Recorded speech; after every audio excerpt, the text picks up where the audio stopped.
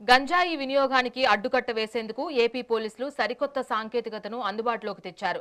గంజాయి తాగే వారిని పట్టుకునేందుకు ప్రభుత్వం బయోచెక్ అనే ర్యాపిడ్ కిట్లను ప్రవేశపెట్టింది.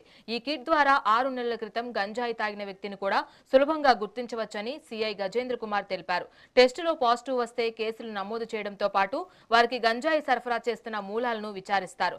కొత్తగా అలవాటు పడిన వారికి కౌన్సిలింగ్ ఇస్తామని, జిల్లాలోని అన్ని పోలీస్ స్టేషన్లకు ఈ కిట్లు సరఫరా అయ్యాయని సీఐ స్పష్టం చేశారు. ఇప్పుడు కొత్తగా ఏంటంటే మన గంజాయి తాగే వాళ్ళని గవర్నమెంట్ గంజాయి తాగే వాళ్ళందరినీ గంజాయికి ఎవరు అలవాటు పడకుండా ఉండాలని, గంజాయి నిర్మూలించాలని చెప్పి కొత్తగా పథకం ద్వారా, అలాగే ఇప్పుడు గవర్నమెంట్ పోలీసు వాళ్ళందరూ కలిసి గంజాయి దానికి ఒక టెస్ట్ అంటే ర్యాపిడ్ టెస్ట్ అని చెప్పి ఒకటి తీసుకొచ్చారు. ఇప్పుడు మనకి ఇది అంతకుముందు గంజాయి ఎవరైనా తీసుకున్నా లేదా గంజాయి వాళ్ళ దగ్గర ఉంటే పట్టుకోవడం జరిగేది, వాళ్ళ మీద గంజాయి కేసు పెట్టడం జరిగేది. ఇప్పుడు అలా కూడా కాదు, వాళ్ళు ఎవరైనా గంజాయి తాగి అలవాటు ఉన్న వాళ్ళు ఎవరైనా సరే 6 నెలల్లోపు ఎప్పుడైనా గంజాయి తాగి ఉంటే ఈ ర్యాపిడ్ టెస్ట్ ద్వారా వాళ్ళ మీద కేసు బుక్ చేయడం జరుగుతుంది.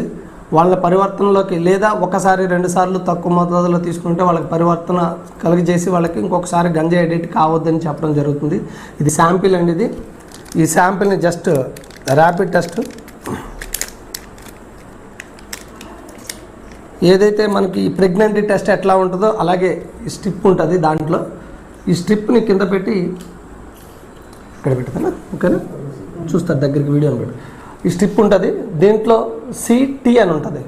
ఇక్కడ శాంపిల్, యూరిన్ శాంపిల్ దీంట్లో వేయాలి.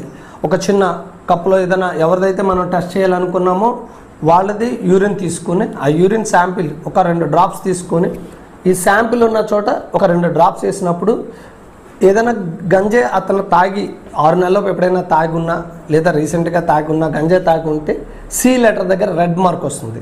సి లెటర్ దగ్గర రెడ్ మార్క్ వచ్చిందంటే పాజిటివ్. అది పాజిటివ్ వచ్చిందంటే అతని మీద 27B కింద కేసు కట్టడం జరుగుతుంది. అతను మొత్తం బయోడేటా అంతా తీసుకోవడం జరుగుతుంది. అతను రీసెంట్గా ఎప్పుడైనా కానీ అంతకుముందు కానీ ఏదైనా గంజాయి కేసులో ఉన్నారా లేదా అతని చరిత్ర ఏంటి, లేకపోతే ఎవరికైనా గంజాయి అమ్మటం కానీ గంజాయి ట్రాన్స్పోర్ట్ చేయడం కానీ అలాంటివి ఉంటే అతని మీద కేసు కట్టడం జరుగుతుంది. ఇప్పుడు